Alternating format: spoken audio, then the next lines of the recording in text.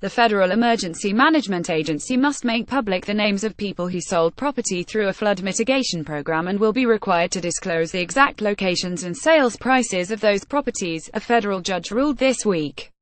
National Public Radio reporter Robert Benincasa sought the data about the Hazard Mitigation Grant Program under the Freedom of Information Act back in 2014, but FEMA refused, saying release of the data would intrude on the privacy of those who sold the property.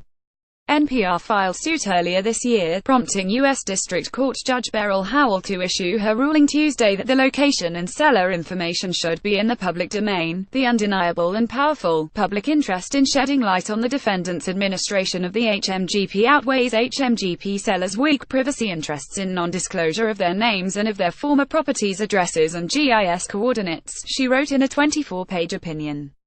FEMA argued that disclosing the information would lead to unwanted public scrutiny of the sellers, including inquiries from journalists.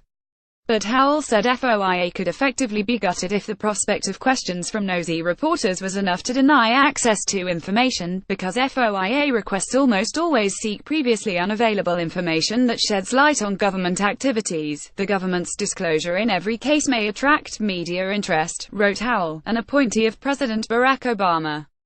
To allow an agency to invoke a FOIA exemption for personal privacy merely because the media might contact an individual in connection with a produced record would bring a vast number of FOIA requests within the privacy exemption's auspices, undermining FOIA's purpose of allowing citizens to know what the government is up to. Benincasa told the court that NPR wanted the information to try to assess whether FEMA was enforcing the rules of the program, which is intended to reduce the impact of flooding by putting properties in the hands of state or local governments and non-profit organizations.